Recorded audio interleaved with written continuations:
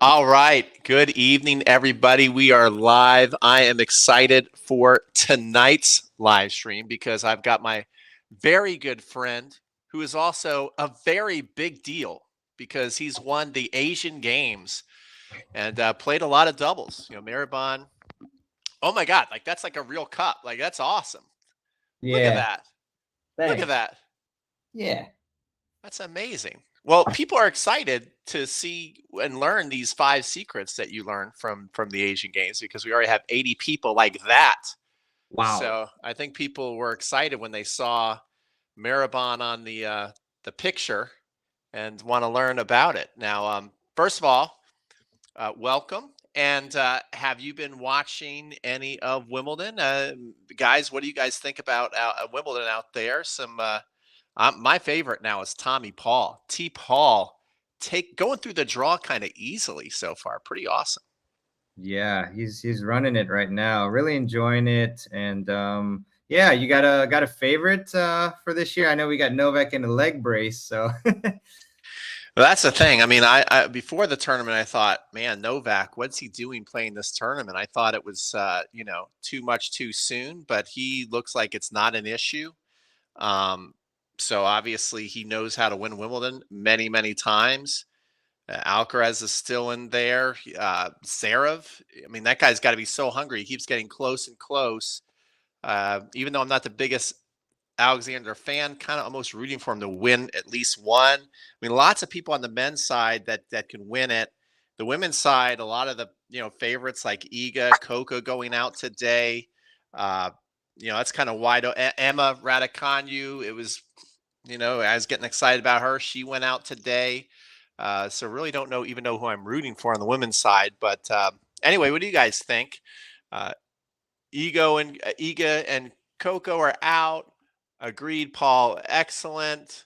And then congrats. That congrats is for you, my friend. thank So you. yeah. So Appreciate guys, it. if you don't know, Maribon and I, which we will be sharing later in this live stream, we're doing a doubles camp at the end of this month, just a couple weeks away. We're doing a weekend camp. That one sold out relatively quick. We decided to add a Thursday and Friday to this doubles confidence camp. It's all about helping you guys get confident on the court. We found that there are basically three confidence killers, which is, knowing where to be on the court, the timing of the poach, and positioning. So we're gonna go through that later in the live stream if you guys want to join us. But Maribon is going to share five secrets that he learned that had him play confident doubles. And so, first of all, why don't you tee up what this tournament was? How did you get involved in it? How long has it been going on? And what type of players play it? We'd like to know all of that. Yeah, sure. Yeah, sure, Peter. So it was really fun.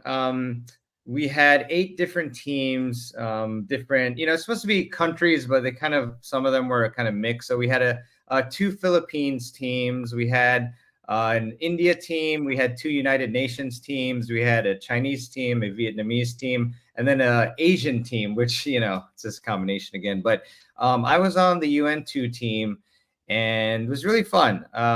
What we did is short sets, so short sets to four, and we had five different divisions. So let me try to remember them. So we had the men's open division, which is the ones I played, so you can like any level, but it was generally 4 or 5 plus.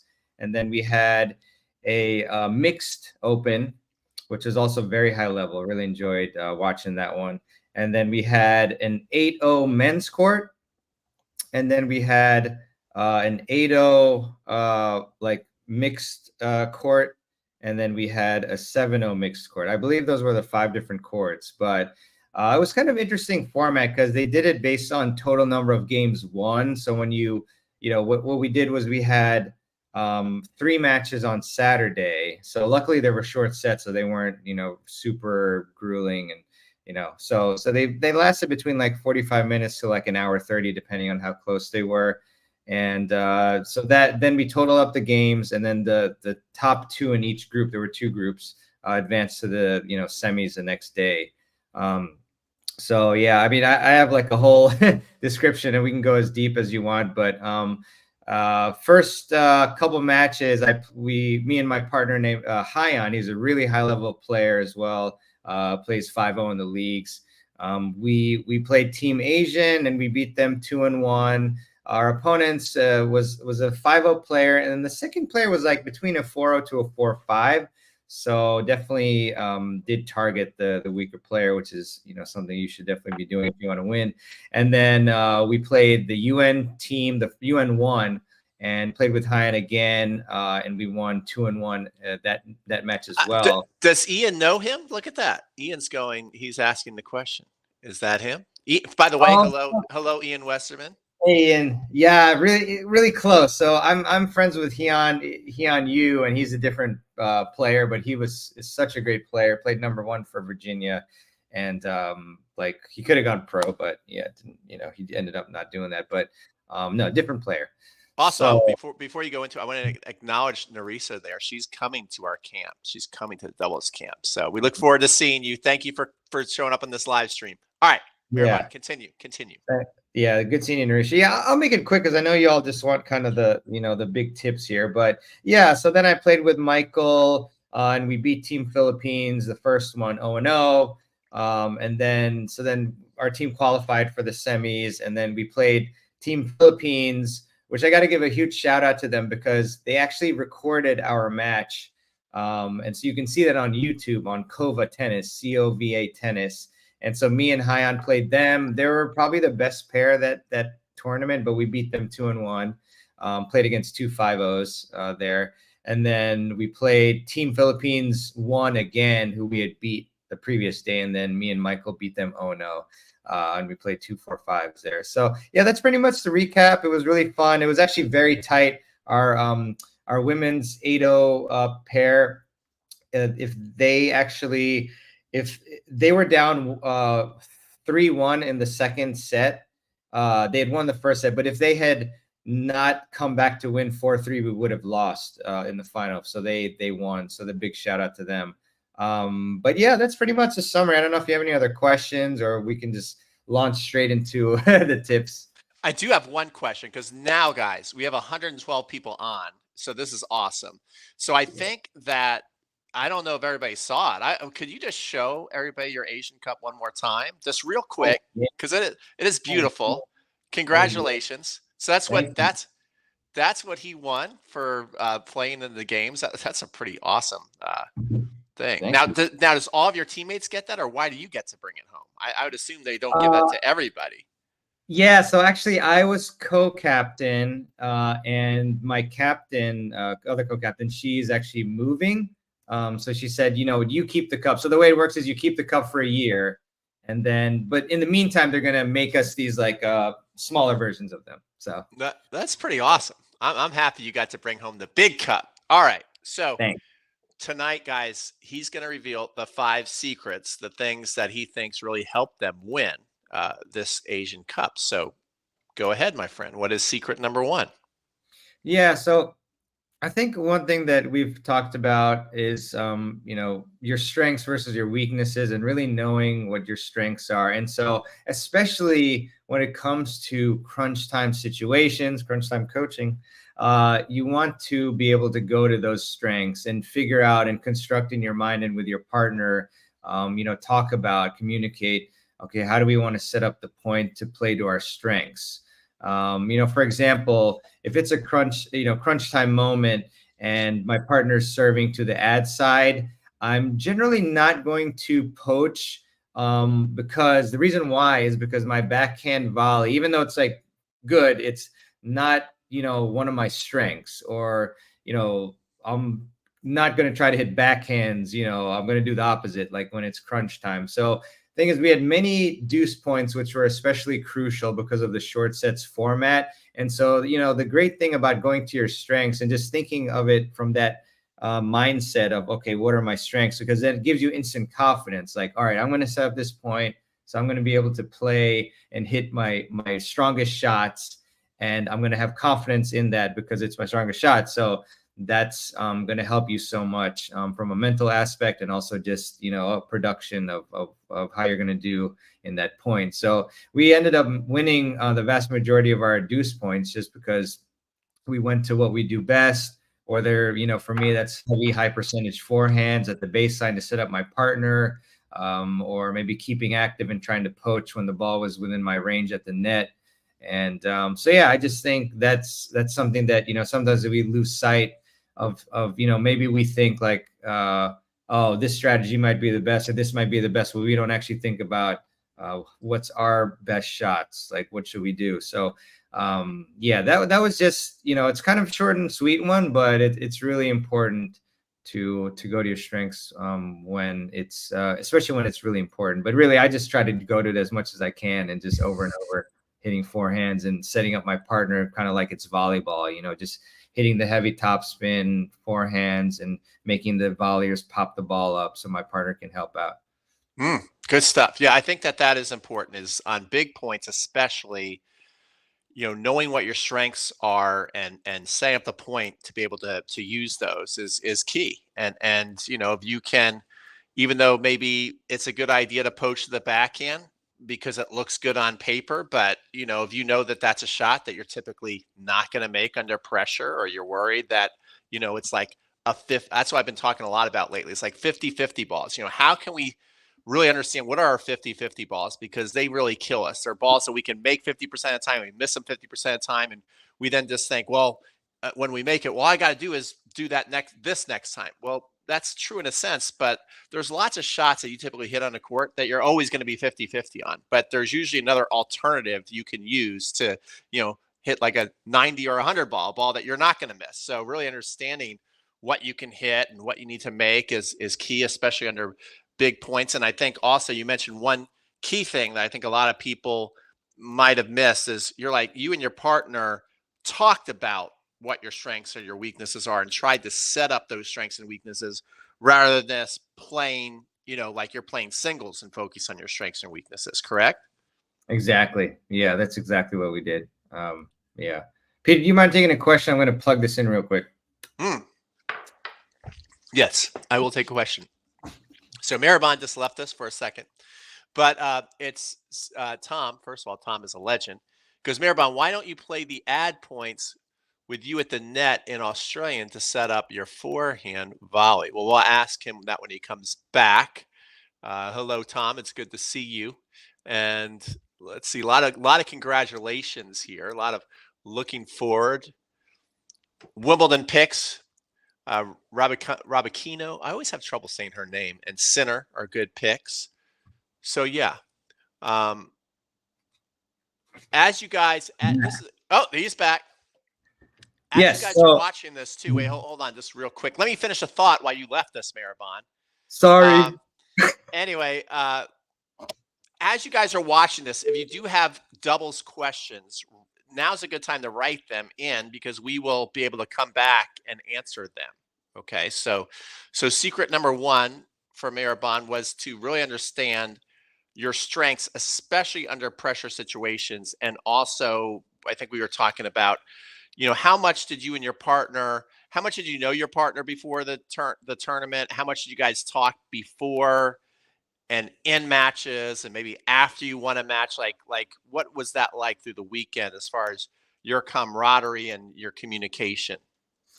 Yeah, it's really good. So, one of the partners, Michael, I've practiced with him a lot, and we've played some matches together. And so, with both partners, I mean, Hyan as well.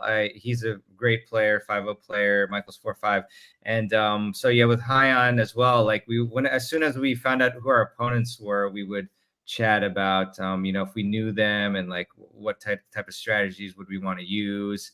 And if we didn't know them so well, we would communicate during changeovers and in between points. And like if we observe things, we would bring it up to each other.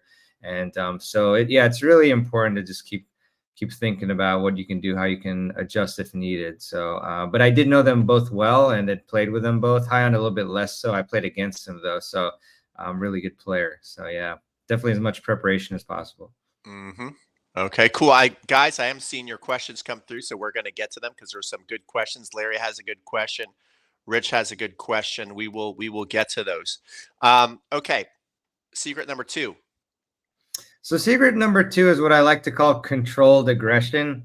And what that means is you're being aggressive, but in a smart manner. So, like I think the default when players think about being more aggressive is they immediately think like, oh, I just need to put more pace on the ball. I need to swing much harder. But what I like to do is be aggressive, but in a high percentage manner. So, some things I like to do to really put pressure on the opponent are, when the opponent has maybe like a weaker second serve or a serve that sits up, I try to move forward, hit it a bit earlier, and then also go for, like I said, like a high percentage spot, but it still puts immense pressure on the server. They serve slow, and then I move up and I swing, hit my forehand, and now all of a sudden they're on the back foot, And I experience this sometimes too. Like when I play 5-0, if I hit a second serve, they're doing that to me. So, but I like to do that. Also just of course, like at the net, constantly trying to put pressure, trying to cause chaos and be unpredictable. So I think controlled aggression is one of the most important principles you can do. And if you watch these professionals, of course they hit outrageous shots, but most of the time they're being really smart and controlled. Like if you're playing, well, I know this is about doubles, but if you're playing singles, hard but to the middle on returns is like a great strategy. And yeah, so I think that's a big concept that I like to use because it really is intimidating too, when you're able to take these balls early and able to put pressure on your opponent. That's really the name of the game. I feel like pretty much all the matches I won, it was because we were like more or less on the front foot, and we were the ones creating the pressure and causing the errors. So I like controlled aggression as a mindset, generally Yeah. speaking, strategy. Yeah, I mean, I was actually impressed, and maybe if you could write in the comments section because we've had it a couple of times. Do you have the ability to type in or no? Oh yeah, I do. Type in the YouTube channel that your match is on, and maybe even write in the title of the match because I watched the highlights. It's basically highlights, so it's something you guys can watch in probably 10 minutes. And Maribon poached quite a lot, and I knew that Maribon played a lot of singles, so he's obviously playing more and more doubles because he's on like 3 or 4 teams. And what I noticed about when Maribon poached, first of all, he poached for balls that made sense. He was in good court position, so he didn't have to like stretch. It wasn't like he was, I see a lot of people poach, but they're running so fast and they're running so far for the ball, and then they're like stretching, and it's like, what's the point of poaching anyway? Where every time Maribon poached, he really was on the middle net strap, which is key. And the way you're putting the ball away too, like we're talking about being aggressive, but your targets were very safe. I never really saw you like hit like an amazing angle that was like near the line. Like everything was very aggressive and high percentage. So I thought that was really cool. Did you write in? Okay, cool. So you guys see he put in the link, the YouTube link for that video, so you can watch our buddy here, our friend, in action, and he played pretty well. I am seeing the questions come on in. So far, all the questions are really, really good. I see Jamie gave us a question. Jennifer gave us a question. Hello, Jennifer. It's good to see you on. So a lot of great questions. We are going to get to them, so we're not ignoring them. All right, secret number three. Secret number three, it's very simple, but I really like when it comes down to it. I think this is really what it's all about. It's that consistency wins, and try to reduce your errors. And this does come with principles like controlled aggression. But like when I compare the 5-0 level to the 4-5 level, and even going lower, I just find that those the lower levels are just missing a little bit more. Like the volleys that the 5-0 would normally make, like it's very easily, the 4-5 misses some of these. And it's just so apparent to me that I think if you kind of have that mindset of yourself of like, I'm going to be as consistent as possible and fight for every point, you're going to really get a lot more wins because of really just the lack of consistency in a lot of these levels. So, it kind of goes back to what Peter talks about, that a lot of, let's say 3-5, 3-0, like they're looking for, the perfect technique, videos, things like that. But what you really should be doing if you want to win more at that particular level, and maybe you don't aspire to go up to like a 5-0 level or something, is to, focus on those, the slice, the chips, things like that. And yeah, just find the shots within your range. Even me, like when I played these matches, and Peter, you probably saw, I rarely hit a backhand return, like a flat or topspin. A lot of times when they serve to my backhand, I would just chip lob over the net player and just focus on that. So I think, and then, the purpose of this was to just get the point going, also change the formation. That helps too. But I really think that just having that consistency and playing more high percentage tennis is going to win you a lot more matches. I think that's something worth talking about a little bit here, because I watched the match, and yeah, when you had your forehand, I noticed that you hit a lot of big, heavy cross court returns. And when it came to your backhand, I noticed you had a lot of crafty lobs, kind of over the net person. Sometimes it didn't even get over the net person. But what I like to tell people is, like, if you can just get your lob past the service line, a lot of times at recreational tennis, even up to a 5-0 level, that's going to be good enough, to where at least you're in the point game able to play another ball. They might even still be on offense, hit a decent overhead. But if you and your partner know where to reposition yourselves, especially if there's two people covering the overhead, a lot of times you can get the ball back a couple times, then they'll end up missing. So understanding that things that are not your strengths, okay, let's say they're your weakness, where are the safe spots on the court to place your weakness? And what I noticed about that match is Miraban knows those safe areas on the court to place your weakness. And another thing that Miraban talked about was what I've been talking about, is that, hit what you can hit, make what you can't hit, learn what you should rip, and learn what you should chip. And we spend too much time. Like, I make a lot of courses on how to serve like a pro, how to hit a forehand like a pro. I'm not saying that that's a waste of time. I'm not saying you shouldn't do that, but you have to understand what situations you use that in and what situations you don't. And I think that we just use it. We try and use it as the frequency that we see somebody who's a better player than us use it. And it's just not going to work as often. We have to be more selective. Even if you're watching Maraban's match, right? Like, that's going to be a clearly different level than the pros. You're going to be like, you're going to identify with the way that Maraban hits. You're like, well, that's how I need to play. But I can tell you just by watching the videos and knowing tennis that if you're a 3-5 and Maraban starts hitting big topspin forehands at you, you're going to quickly understand that that's another level of tennis that you're not at yet. So you probably can't hit the forehand as big as he can, as often as he can, even though when you watch the video, you go, well, I think I'm like in that range. But if you are a 3-5 and he's a 5-0, you're not there. So you have to understand what shots work at your level, which is so key. Okay.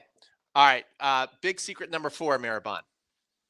Yeah. So, I mentioned earlier about causing chaos, essentially, and the variety of positions. I rarely see this at 3-5, 4-0 levels. A lot of time, I think, the few times I played with a 3-5, I mentioned, like, hey, do you want to try I formation? And they just say, oh, what's that? And I try to describe it, and they're uncomfortable with it, which, makes sense. If you haven't used it in a match, like, you probably, or at all, probably don't want to do it. But it's using these different formations that has brought about so much more success. And, so there's a couple matches that I look back at where, there was no use of formations and aggressiveness at net, and some of those were close losses that would have probably easily won, by using variety and formations. Actually, kind of not exactly what I was thinking to mention, but there was one match where me and my partner, we were losing. at playing conventional doubles, and we actually figured out, you know what, let's try a few points staying back, and we destroyed them after that. We were losing like 6-1, 2-0, and then we won, very easily after we changed. But what I want to talk about more is about using the I formation, using poaching, using fakes. I would suggest, if you haven't used any of these at all, you'd want to start with just regular poaching and faking, fake poaching. And the problem with not using any formations is the returner gets a rhythm. The returner is so pleased that they won't have to worry about you ever picking off the ball as long as they go across court. So once you use the poaching and the faking, even just using those, now the returner doesn't know. If I return cross court, the net player might go and pick that off, and so then they might try to make their returns even more precise, and that'll lead to errors. And sometimes maybe they'll go down the line if you're able to pull off a really good fake, and then you can pick it off there. And then once you integrate those, and you can go onto I formation and Aussie. I mean, the Aussie is fantastic for me, especially. Because I like to hit my forehand as much as possible. So, and I don't think we did it that much in this particular match. Which, looking back, I think we should have more. But is the Aussie formation on the ad side? Because what that means is obviously I'm serving on the ad side, but then my partner will also stand on the ad side as well. And then once I serve, then I shift over to the deuce side, so I'm able to hit forehands, and that's just beautiful for me. So, and for most of us, I think too. And yeah, the I formation is fantastic too. You have the net player more or less at the center, kneeling down or just ducking down, and then the I formation net player will give you the call of what side are they going to go? Are they going to go right? Are they going to go left? And then where do they want you to serve? And so that's super unpredictable, because you've got a player in the middle, like where are they going to go? So that's really fantastic and causes a lot of errors. So I like to do that sometimes on big points, like especially if we haven't used I formation yet. Just all of a sudden say, hey, let's do I formation, and then the opponent returner is thinking, oh crap, what are they going to do? And a lot of times, like say probably 60% of the time, that's yielding just a return error. So I think the variety in positions is really important, and can give you a lot of free, easy points and a lot of easy errors or winners on your part. So I definitely encourage you to at least just integrate one of these and see how that works. But it's been great for me. Okay, cool. I have a couple things here. Number one, Maribon, I want to put you back to work. Don't put the link in, because I don't think the link is showing up, because people are saying the link's not there. So maybe just write the name of the channel and the title of the match, and they'll find it that way. Another thing I want to put up here is Mark, who is a member of the Totally Obsessed Tennis Club. And he said he's won 11 of his last 12 sets playing smart and reducing errors. And what I want people to recognize about this is Mark, out of most of my students, hits a bigger ball, a bigger serve, has more of what you would consider advanced strokes. And that was actually part of his problem, is he was overusing it, just because he looked better than most people that he was playing against. But he realized, I'm using it too often and I'm giving away too many free points. So understanding a better formula of what percentage he should hit and rip the ball versus chip the ball, that's made him a much better player. And I want everybody to understand that's going to be a different formula for everybody. Like if we're talking about MEP, most exhausting player, he's probably like an 80% chip, and then occasionally I'll see him rip some forehands. Like I've seen him actually live in person do it. So maybe he's 20% rip. Mark, he might be like 70% rip and 30% chip. So it's not like we're trying to turn everybody into one type of player. You have to figure out what the formula is for you. Yeah. And the final thing I'll just add to your idea on formations, I think if there's one formation for a recreational player to start experimenting with, it is the Aussie formation, because The I formation is a little bit tough physically. You might get confused because you're down, then you got to come up, and then you got to move. The Aussie formation pretty much does the same thing, and it's easy to run. Like, it's really easy physically to do.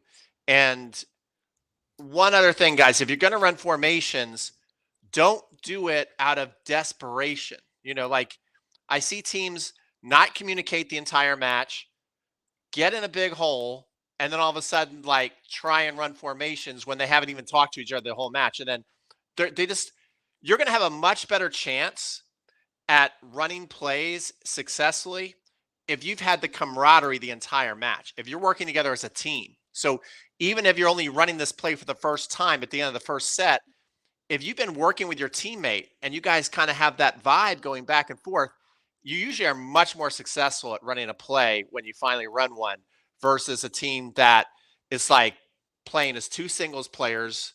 And then all of a sudden they both don't want to lose. So they get together and finally talk and try and do something different. That typically doesn't work. Mhm. So constant communication is key. Maribon, you're doing an amazing job. You're putting up your match. You're giving us the 5 secrets. You've given us 4 amazing ones. Give us number 5. Sure. And I'm sorry, real quick, I want to comment on the Aussie. Like I agree with you that that's definitely easier. And you know what I love doing is when my partner is in a down the line rally and I just boom, try to cut it off. Nice. That's a lot of pressure because it's hard for them to go cross, and then so you got that angle. But anyways, yes, number 5. This one has saved me countless times, especially when I get nervous, and it's really recognizing and upping your intensity and footwork positioning, because that's something that, like, the first thing that goes for me when I get nervous is my footwork. And also I noticed, in that semifinal match in the morning of Saturday, we actually went down 2-0, and in fast sets to 4. That's not good. So, but first thing I did was, and it was an early morning match, was I said intensity of footwork. Try to really focus on your feet, because most players, when they miss a shot, you see them kind of shadowing, like, oh, my stroke must have been off. But mostly it's really just getting in that good position to be able to start those proper mechanics in the first place. So, because obviously, if you're not in position, you're going to be, lunging to the ball, or being off balance. And so the footwork really helps you kind of focus more on the whole of your body, and using that instead of just kind of like arming the ball, which you kind of tend to think about with technique, even though obviously it's the whole body. So I just like to always think about my footwork. And before that, when we went down 2-0, I missed some volleys, and I felt like I was really flat-footed, and turning that footwork around really was what helped me do much better. So I know Peter had this awesome footwork challenge recently, and that's for a reason, because that's something that's highly underrated, but it's so important. So footwork intensity is huge for me, and has helped me out when I've been in tough situations. Yeah. I want to, again, give a shout out to this guy, Mark. Okay. Because he's literally following the steps, and he's getting the results that he wants. He's really, really happy. His confidence level has gone to another level. And one things he said after he did the footwork challenge, but he just didn't do it like after 3 days saying this a big difference. Like, it was literally a couple weeks later. And he's like, I'm doing this all the time, and I'm noticing that it's becoming second nature in my matches. And that's the key too. I think that's another big mistake that people make with footwork, is they view it as just something they have to tell or yell at themselves to do. And that's not going to be successful, because, first of all, footwork is a technique, it's an art form, and it's also a habit you have to develop. So I also know that Maribon, he takes his fitness very seriously. If you followed his tennis summits, he's done workouts, and he's made his own workouts. And I know Maribon quite well, so he always tells me about the workouts he's going to do. So that's another thing about being able to realize and feel when you're not moving your feet properly, having that awareness, right? Maribon he's able to say, hey, move your feet, and then actually start moving your feet because he starts to feel like, oh, I'm not moving my feet. First of all, lots of recreational players don't realize they're not moving anymore. Mm. And then, and once they kind of tell themselves to move, things tend to get worse because they're not moving kind of the right way in the right flow. And now all of a sudden their body's doing something on the court that they're not used to doing. Like Brent Abel said, who's won 21 gold balls. I thought this was really interesting. He said, I practice walking and looking at a target. Then I jog and look at a target. Mm. And then I sprint and look at a target. I'm trying to keep my head straight. So imagine if you don't work on your footwork and you're usually just one of these sedentary players, and all of a sudden, like a coach yells at you to move your feet, or you like realize you got to move your feet, or somebody just tells you, like, move your feet, guys. Now all of a sudden you start moving and your head's here, and then you start missing because you're not used to what it feels like to be moving. So then you're like, screw this footwork thing. I play way worse with footwork. That's why you've got to work on it off the court so that when you're on the court, first of all, you're moving more than everybody else. And then when you realize you're not moving and you start to move, you play better instead of worse. So I think that those are some key tips that I hopefully you guys enjoy. Great tip. You've gone through your 5 secrets. We have a lot of amazing questions. We're going to take like maybe 3 or 4 of them right now. Then we're going to share our doubles confidence camp details because we're going to open up a Thursday, Friday. Is this for 8 players? So if you like what you see tonight, apply. You should have email links from both of us, and we'll try and put the link. Hopefully the link will work in this chat as well, where you can sign up and apply. So let's get into some questions right here because we've got some good questions. Yeah. All right. I'm going to go more up to the top because I want to be fair. Fair guy. All right. Yeah. So let's see. Okay. This is a good one. This is a really good one. This is a great question to start with. If my partner has a weak serve, and I think a lot of people suffer with this, this whole thing, like, well, my partner's just got such a weak serve. Should I be at the net or back in 3-5 doubles? I'm going to let you take that first, and then I'll give you my opinion. Sure.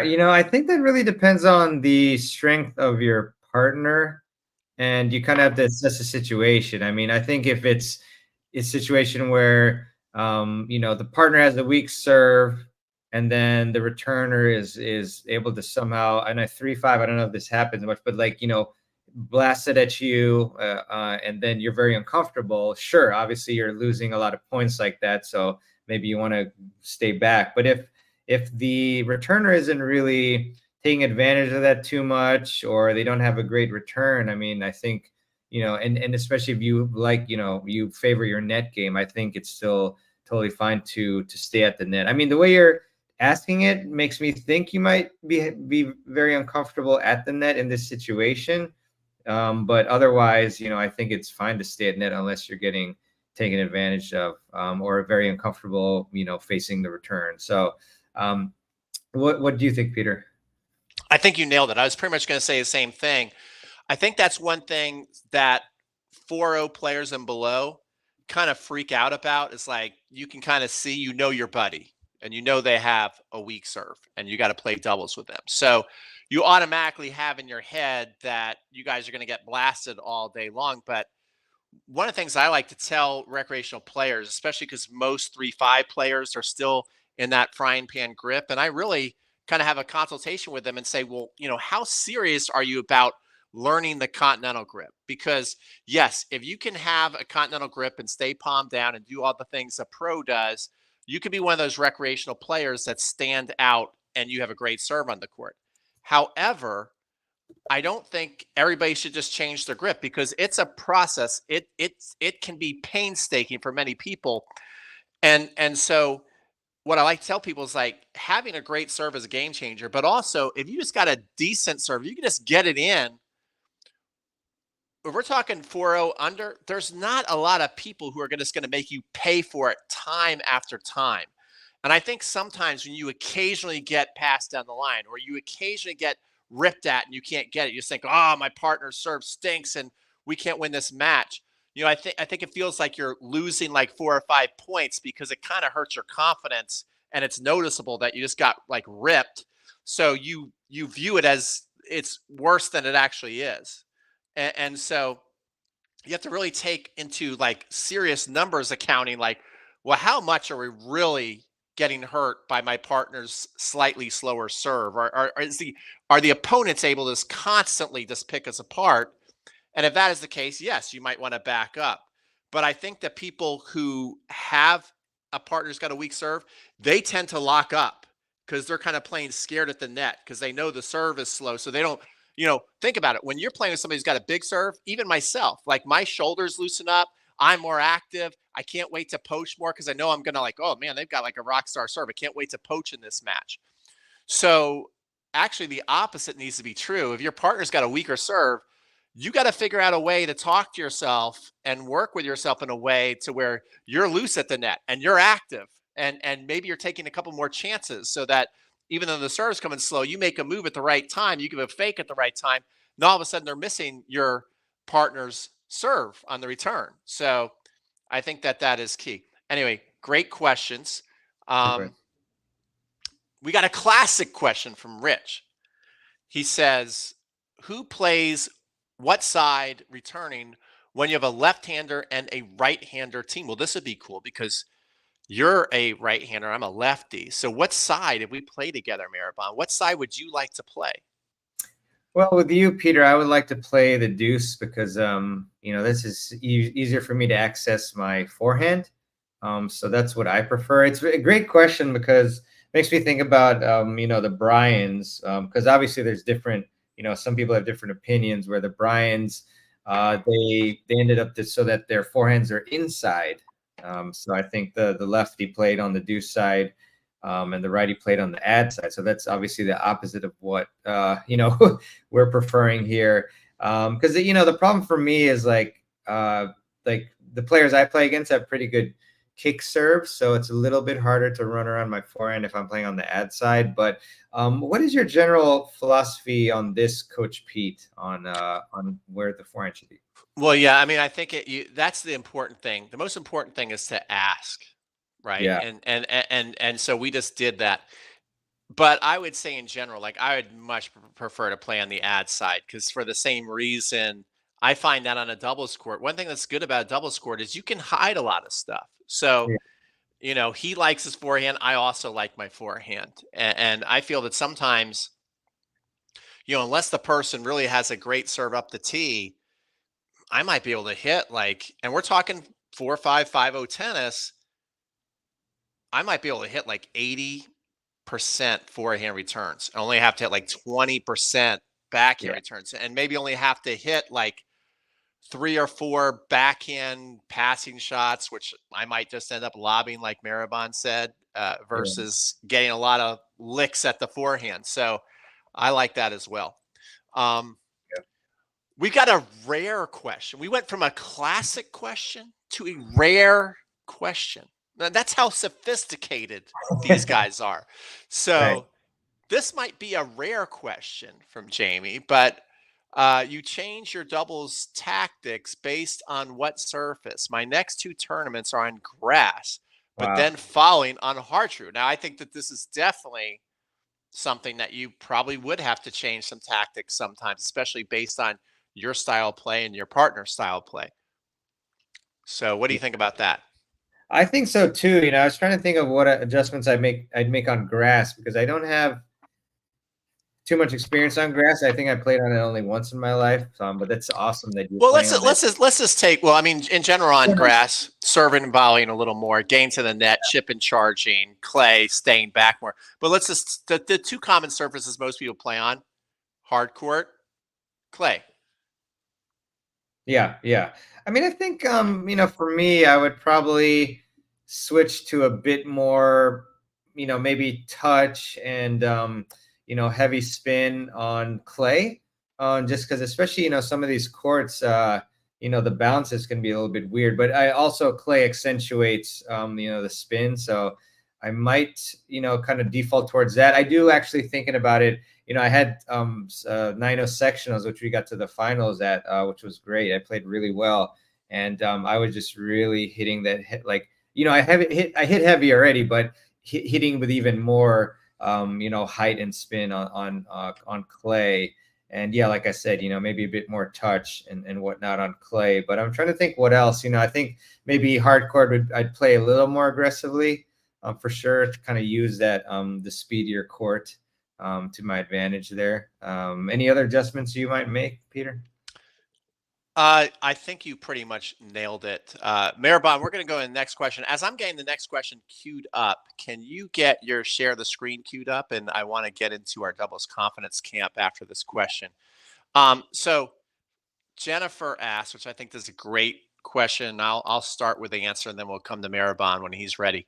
Uh, Going into a tournament with a brand new partner, what few questions would break the ice to set us up? And so I think this is a great question, because lots of times, even if you play leagues, I mean, I've talked to people who play leagues, and they're like, I'm always playing with a different partner, and they view that as a negative thing. And I think sometimes too, yes, we want to win, but let's also think about why we signed up. Usually it's like we want Yeah. to have a little more social. We want to get to know people. If you're just going out there to all the time like a tiger, and you never let your guard down, play recreational tennis, and it's all about winning, you might want to readjust that a little bit. I think you can have your competitive fire, but also, really see the big picture as well. And it's a good thing to be able to play with different people and be able to orchestrate matches with different styles. That's just going to make you a better player. It's going to make you a better person. And I think the most important thing that I learned from Mark Woodford, which you're probably like, Pete, don't tell the Mark Woodford story again. So I'm just going to tell it shorter and shorter each time. I got to play with him in doubles, and I just remember that he led by following. I mean, right away, I was nervous as could be, and then within a game, I wasn't, because he kept asking me where I like to serve, where I want to hit this next return, what I like to do. So, I mean, even if you have a couple of minutes, Jennifer, before the match, just kind of say, hey, I'm Jennifer, looking forward to meet you. Make a little small talk, maybe about what you did earlier in the day. And then go, okay, well, I would maybe start with like what you like to do. Like, and maybe even start with some of your weaknesses. I think the more you start with vulnerabilities, like I'm a baseliner, I got a pretty good serve. I'm a little nervous at the net, so I'm not a big poacher, and what about you? How do you play? And what do you like to do? And things like that. You start that outside the court, and then once you get in the court, it's just a lot more of that. Okay, what do you want to do next? What do you want to do next? Lead by following. I think that's the best way to talk to your partner. Yeah, that's really great. And there was a question later on about what should I do if I have a partner, a 3-5 partner, I think it was, who's not amenable to like these different formations and things. And I think that's the answer I would give, is to talk to them and say, what do you like to do? What are your strengths? Things like that. Because I think that's basically the next step is like to try to set up your partner for success, even if they don't like the formations. I mean, at least that's what you got to do. So yeah, good question. Absolutely. Okay, so what we have up there is the next cover of GQ magazine. That will be coming out in August. No, we have the Pete and Maribon doubles camp. We started with the 27th and 28th, but that's sold out. So we are going to do another one, the 25th and the 26th. So new dates add. That's Thursday and Friday. So if you can make it during the week, what we're going to do is we're going to fix your 3 doubles confidence killers. Poaching was number 1. Number 2 was positioning. And number 3 was net play. And how we came up with this is we just didn't name this stuff. This was stuff that you guys, came out on survey and said, this is what we struggle with. So we're going to be addressing this in the 2-day camp. We're going to be on the court all day from 8 to 4. We're going to go out to dinner together. Yes. Dinner is going to be on me and Maribon, so you don't have to worry about your dinner. Mm-hmm. And we're going to do a lot of coaching on the court. We're also going to be doing a lot of videoing. So you will be able to see what you guys are actually doing in point play. Also see some of your technique things that are working and can get better. So that is pretty much the camp. And then we have an agenda. So we'll get to the agenda and show people what we're going to do. step by step. So Maribon's getting there. We got amazing testimonials from camps Yeah. that we've done. People love the camps. So this is going to take us a while to get through all these testimonials because people like it. So, all right, day one, show us, start us out with day one, what's going to happen on day one, and then hand it off to me when you're ready for me to keep going. Sure. And I just want to preface, if you don't mind, Peter, that Peter and I have been meeting and will be continue to meet several times a week, because we're going to make sure this is the highest quality camp that we can make it. You know, we're going through each of these sessions and figuring out, okay, what are the exact concepts and drills that we want you to do to make you the most successful as possible. So we're putting a lot of work into this, and we're really excited about it. But, you know, day one, obviously at 8 to 8:30, registration welcome. Will be really fun and exciting to meet you all, or see you all again if you've come to our camps before. And then the first session is court positioning and movement from 8:30 to 10 a.m. So we're going to help you understand your court positioning based on your strengths and your weaknesses, as we talked about earlier in the session. And then we're going to also address the very common struggles that you all have with covering lobs, as well as the overhead backhand lobs. That's one of the toughest shots in the game, I think, to hit the backhand overhead. And then incorporating split step techniques for improved movement. This is super important, and something that we've analyzed through video and found that the split steps timing are just way off. So that's something that's going to be really important and help you just gain that extra bit of time that makes all the difference to help you be able to get to shots and hit good shots. And then we'll also have practical drills for effective court coverage. So we'll help you with that too. All right. So session 2 is going to be poaching strategies and confidence building. So a lot of people too, as we talk to people, as they did the survey, we actually got on the phone with some of them. And one of the most common things was, I just don't know when to go, and I just don't feel confident on that. So we're going to talk about techniques to overcome that hesitation and gain the confidence in your poaching. We're going to have tailored drills with players who struggle with the poaching due to mobility issues. It's not about being fast. Of course, being fast is always an asset, okay? But if you feel like you've lost a step or two, it's not as big a liability if you can make an efficient move and find a way to get to the middle net strap at the exact right time. The person's going to think that you are super quick because you're just always in the right place at the right time. We're going to do video analysis of the poaching attempt so you can get personalized feedback so you can see when the time is to go. And we're going to also talk about developing communication and anticipation with your partner on the poach. And then another thing we're going to do is when we go through poaching, we're also going to talk about a GG formula that we got that I thought was brilliant, that people's always looking for the first couple balls to poach on, like the first ball. And usually after that, you don't think about poaching again. We're going to talk about how you could do planned poaching in the middle of the points, which I don't really see any other recreational player doing. Yeah. So that's what we're going to do. Then 12 to 1, we're going to have a lunch break, and then Maribon pick up what we're doing in session 3. Yes, indeed. And lunch is on us as well. So we'll get something yummy for you. So session 3, net play execution and shot selection. So that's a huge thing that we've, heard about. What shots should I be hitting depending on what shots coming to me. And so we're going to help you first off analyze and adjust your grip for better net play execution. It's very interesting and surprising how a little of the grip adjustment can help you hit way more effective volleys and other shots. And then we're going to help you address and fix your struggle with picking, as I mentioned, the right shots at the net. There's so many different scenarios. We've got a lot of questions about, should we hit it to the net person? Should we hit it to the baseliner?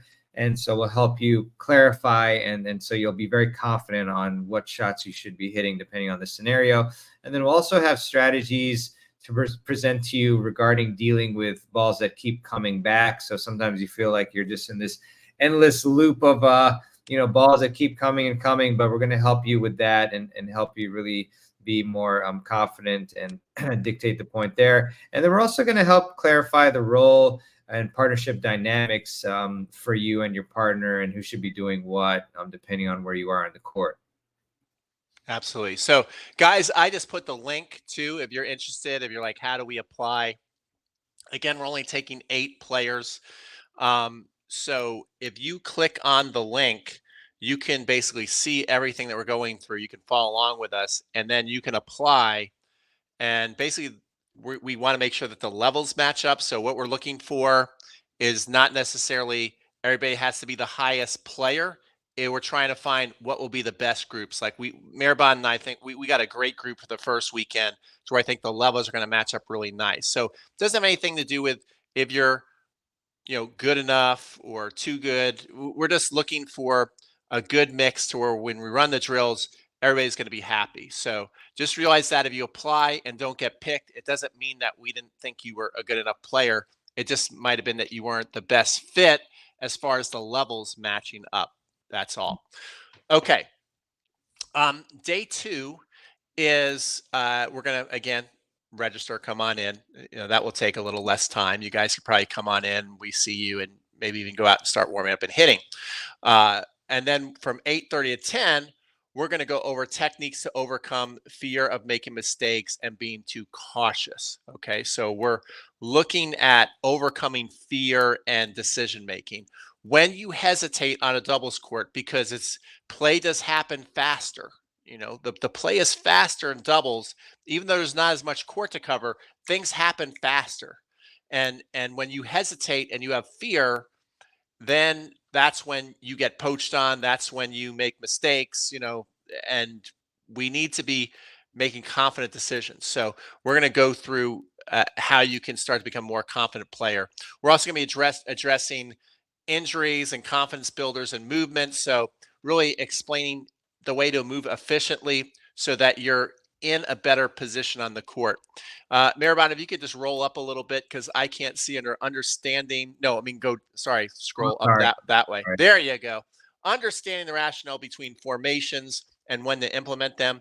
Again, timing is everything. If you are able to identify early what your strengths and what your opponent's weaknesses are, and maybe if you're not using that enough in the certain style that you're playing at, learning how to make a quick, firm decision on, hey, let's try this formation. Let's do that. Let's play both back.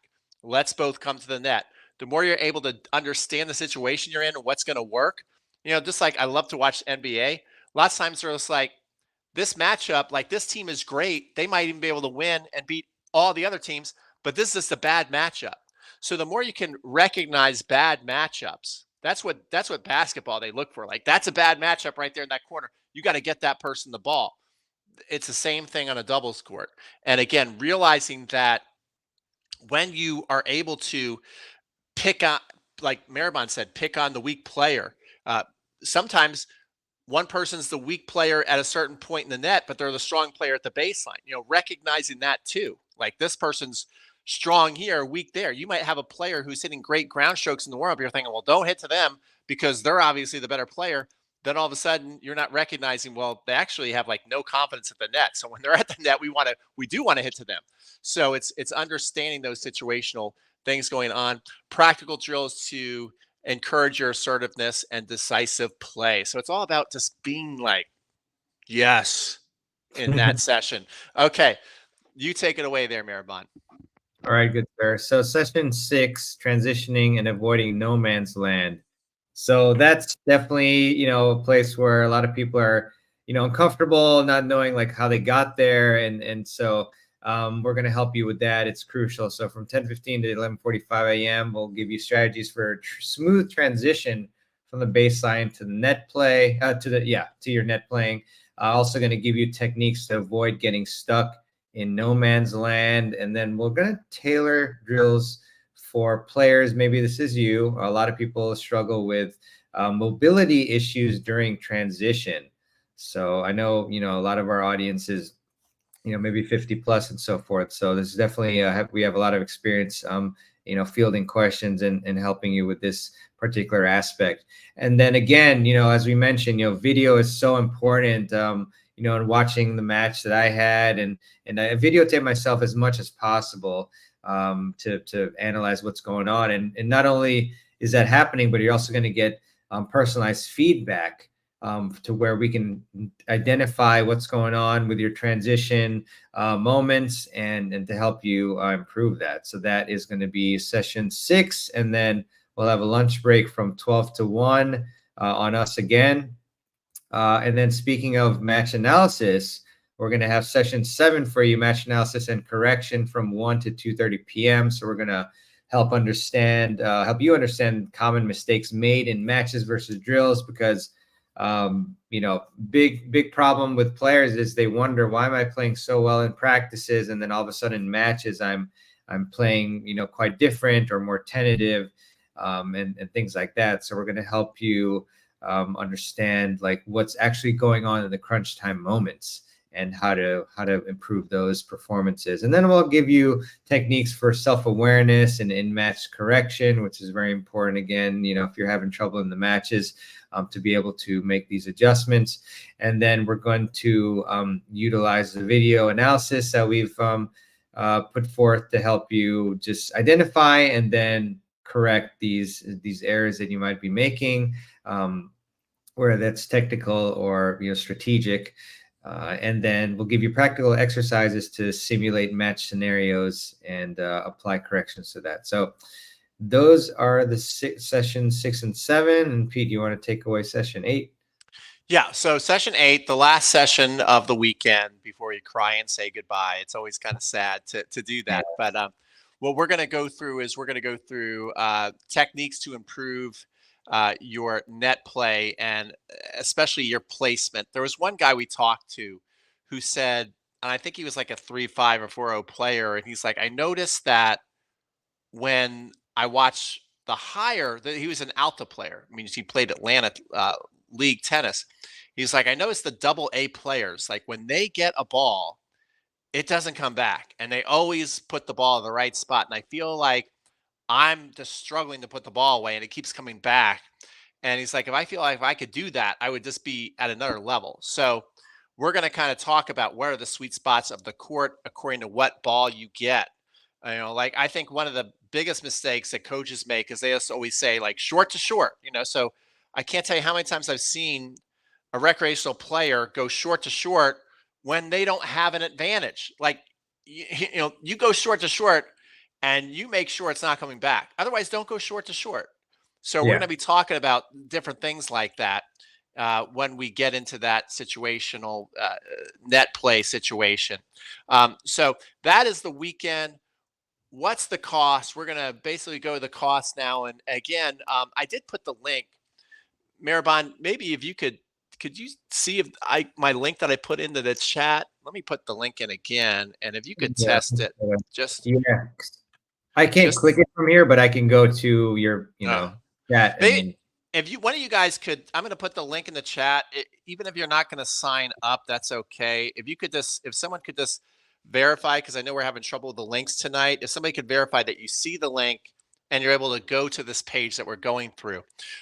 All right, let's go to what are the costs? So yes. It works. Sweet. That's great. Cool. Okay, so that's the thing. What are the costs? Everybody wants to know. I'm sure you've seen some camps out there, and we know that some of them are $5,000 and up. You don't have to worry about that. It's not a $3,000 camp. It's not even a $2,500 camp. You can train with us, and we came up with $2,300, but we're actually doing a special $1,899 for the 2 days, and it includes more than just the tennis camp. Okay, so we're going to go through all the bonuses you're getting as well. So you're going to come to camp. You're obviously going to get really good instruction. You can see we have a very structured day. How many times you just go to your pro and they have like no plan. They're just winging it all the time.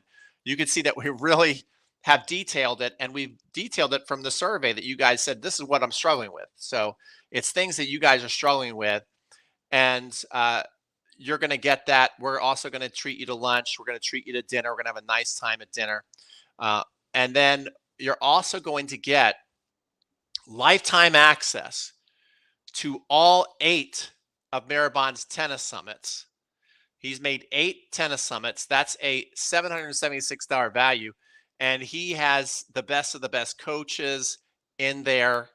Any coach you can basically think of on the internet that's good, Maribon's had him for the tennis summit. And there's a lot of great doubles coaching each and every year in all these tennis summits. This is a $776 value, and you're going to get it for life when you come. I'm also going to throw in all 7 of my tennis cons. So And again, it's very similar to what Maribon runs with the Tennis Summit, and that's $679. Then you're going to get a year's access to the Totally Obsessed Tennis Club, which Mark is a member of, which I give you guys challenges. We do live streams. I can watch your technique. Like we'll do Zoom calls and stuff where I can see your technique. I'm going to be doing one of those relatively soon coming up here. So if you're a member of the Totally Obsessed Tennis Club and you're on tonight, we're due for another live stream here. And then number 4 is this is also cool is we don't want you to leave and then just go, well, I kind of feel lost now. We're going to do 3 follow-up coaching calls with the students of this confidence camp. So that's like, you're not just showing up with like hundreds of people on there. Like tonight, I think at our highest point, we had 150 people on. It's literally it's going to be the 8 people. And if some of them can't make it, for our live calls, they'll be able to watch the replay. But, you might be there and there's only 3 people there. So, and you get to tell us what's happening with your doubles game. Give us an update, ask all the questions, and we'll be going through and individually coaching you on the drills that you should be doing, on, what you should be doing in your matches, all that kind of stuff. Maribon, anything you want to add to that? Not really. I just think it's a really fantastic package. I mean, we really care about your success. And, sometimes I talk with Peter and he's trying to figure out how can he make his courses and programs, so that more people, follow through and really get the most value out of them. And that's how we came up with this, the 4th bonus in particular about, after the camp, we're still going to be in contact for these follow-up coaching calls, and it'll be really fun to kind of learn, what you've implemented and maybe what are you having trouble with still, and to help you with that. And yeah, it's just a lot of free, awesome value that we're trying to provide, just the maximum amount that we can. So that's why we're giving you, all our summits that we've done, all the tennis cons, and then, the Totally Obsessed Tennis Club is an incredible resource as well. And then the calls. So really excited for it. Yeah. So, I mean, right there, that's basically $1,951. And you can see that's real value that you're going to get on top of the camp. So it's $18.99. If you guys want to apply, and we'd love to see you at the camp. You just basically go through the website, you click the apply button, and then Maribon and I will be in touch within 48 hours. It might be tomorrow if you apply tonight. So we'll either be calling from a 770 or a 301 number. So if you have that coming in, answer it. It's not a scam call, or you're not going to be sold on anything. We're just going to get on the phone and answer your questions. And if you want to sign up, we'll help you sign up. And if you don't, it's not going to be any kind of high pressure sales thing. We only want people who are really, really excited to come. Yeah. Yeah, so you can lower that. Let's get to, and if you guys have questions on the camp, specific questions that maybe we didn't go through that we didn't think of, also put that into the chat if you're considering coming. And and then we're going to get to a couple more of your doubles questions that we saw tonight, and then and then we'll say goodnight. So yeah, Peter has one about the hotels. Okay. Oh, so I can read it, I guess, if you want. What hotels are nearby that have transportation to the courts you'll be using? Okay, good question. So we're going to play at a place called the Fair Oaks Tennis Center. Now, the place I suggest to stay is about 15 minutes away from the courts. And the reason why is it's just in a area that is close. Your lodge is going to be close to where we're going to have dinner together. It's just very convenient to go to, like, there's a Publix there. There's little shops. This is a really nice area. So I think you guys will really enjoy it. It's one of my favorite areas, if not my favorite area in Atlanta. So as far as transportation goes, you probably will Uber to the court. If you rent a car. If you're like hesitant on renting a car, I would just Uber. And one thing too that you're going to find about our camps is that literally before lunch, that's what I love about doing these camps. If you notice, I do a ton of camps. And what I love is the camaraderie, because it just attracts a certain type of people really hungry to learn, Yeah. really nice people in a great mood and happy to be there. It's awesome. And people who want to help each other. So, I mean, all the time people are getting rides together. If somebody goes, oh, I didn't bring my car. I'm not renting a car. Somebody who did rent their car or maybe drove down, because we have lots of people driving to Atlanta sometimes for the camp. They typically will ride together, and they'll be happy to do it. Like, oh yeah, ride with me on the way. I'm staying at the same hotel. So yeah, that's my thing on transportation. Any other questions on the camp, Maribon? Good question, Peter. Yeah, very good question. Let's see. Trying to see. I don't think I see any other questions on the camp at the moment. Okay. Yeah. All right. Let me see another question. Congrats on the sellout, boys. Looks like fun. Wish I could go. Okay. Where are the doubles questions? I've lost them. Jamie has one at 9:02 about considering recording matches, but I'm always too nervous to ask my opponents and or Oh, partners to remind me doing that. So yeah, I can take that one. yeah.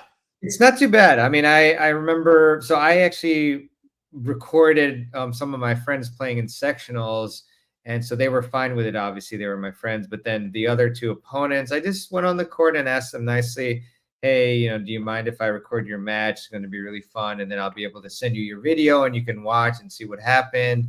And they agreed, so they were fine. I think once in a while you might come upon somebody who might be too nervous or not want it to be recorded, but it's really really fine. Just I hope my experience helps you, Jamie, with asking, but it's totally fine to just ask and present it in that way. And I think especially when you offer to send the file to them, I think it kind of helps with that and helps them be more comfortable. So yeah, just go for Okay. This might be the question of the year.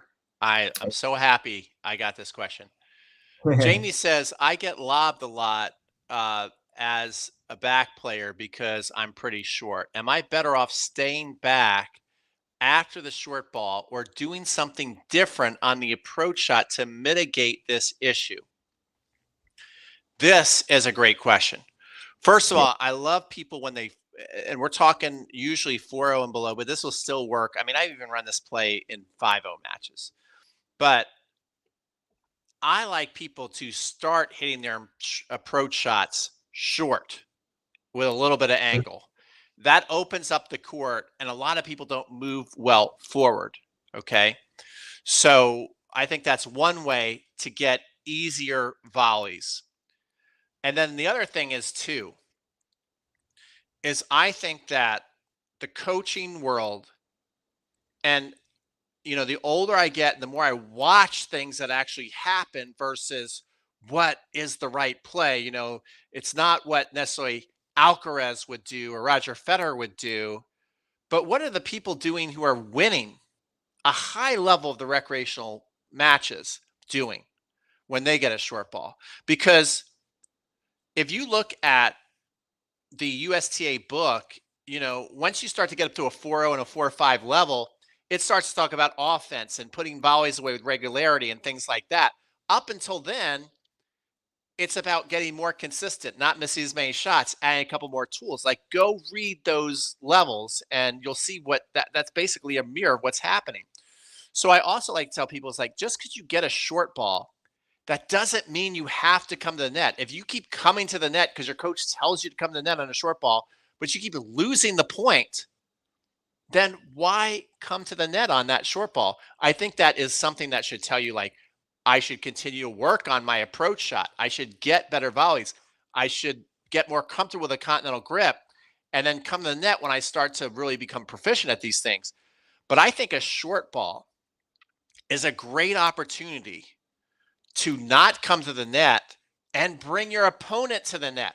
And they're going to be so shocked because they're going to see you get ready and they know that they just hit a short little crappy shot. So they're going to be like in their defensive mindset and they're expecting to kind of get into their heels and get ready to pass or lob you. And then when you bring them up, they probably wouldn't even get to the ball half the time. So I think that's my advice on that is you don't always have to come to the net on what a coach would say, that's an obvious short ball. Why are you not coming in net? Your thoughts on that, Maribon?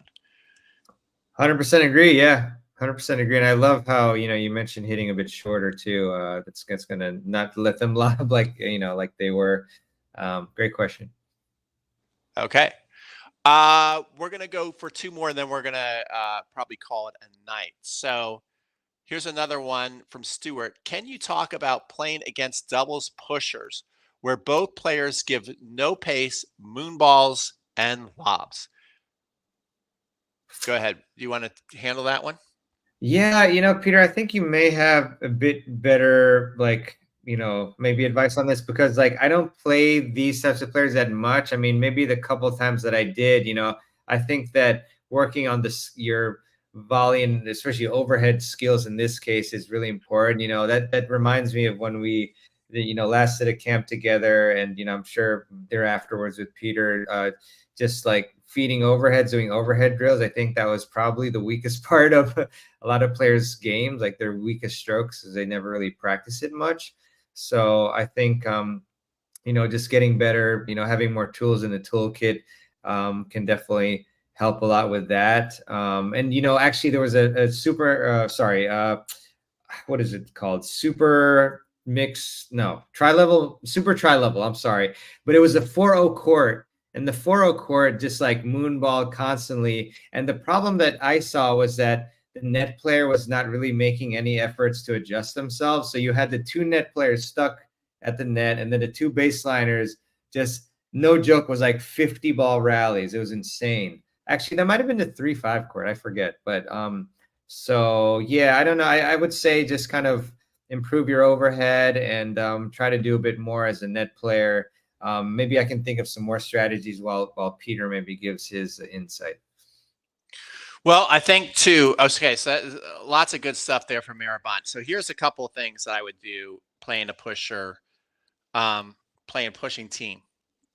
So number one is, especially if you want to play more offensive tennis and you enjoy that, you and your partner have to look for opportunities to get positioned in the middle of the court, meaning like near the middle tee line. Okay. So that you can steal balls, get weaker lobs that are going over and put them away. And then with that as well, since it's a lobbing match, the more you can lob the ball to get yourself into a down the line rally, that makes it easier for the person who's at the net to really start to cheat over and pinch the middle. Like, you can even sometimes go past the middle before they hit the ball, and then you're going to get a lot easier putaways. Also, one thing that is overlooked is when we play pushers, we keep, like, what are pushers good at? Like, what's the nice word for pusher? The proper term is counter puncher. Yeah. So what does a counter puncher like to do? They like to counter when they get punched. Like, think about Muhammad Ali. He was a counter puncher. He would play rope-a-dope. He wants you to hit him until you get trapped. Well, that's pretty much what a pusher is going to do in a match to you. It's like they want you to hit them. They love it. And then they're waiting for you to make that one little mistake so that then they can lob you or find a little angle and pass you in the most disgusting, humiliating way. Like, that's what pushers love to do. What pushers typically don't like to do is being asked to be a knockout artist like a Mike Tyson. So invite them to do that because they're not comfortable with that. They don't like to do that. So rather than always trying to, knock people out because you think, well, I have more weapons than them, so I just need to use my weapons, figure out ways to make a pusher have to use offensive weapons. And lots of times they don't know what to do because they're typically used to getting into their bunker, as Will Hamilton from Fuzzy Yellow Balls like to say, and they're great in that area. But you take them out of the bunker and you make them attack you. Last time I was like, what the heck is this? No one ever asked me to do this. Like, I don't like this. So I would definitely think about that the next time you go and play a singles or a doubles match. It's really good. See, that's why they should come to the camp. That's right. Working our butts off to make it amazing. And okay. All right. So any other questions? Let's see if we have any other questions on the camp. Any questions on the camp, guys? Otherwise, we're gonna hit the hay here. And as you're watching the replay, again, you can, uh, if you're watching this and you got it from our email, you can click on the second link in the email, and it brings you to this page that we went through tonight. And we hope to see you in Atlanta on July 25th and the 26th. Most definitely. Well, I'd love to see you there, and yeah, going to help you take your doubles game to the next level. So excited for it. Okay, guys, have a great night. Hopefully you learned something, and hopefully we'll see you at our camp. Take care and have a good night. Thank you all. Take care.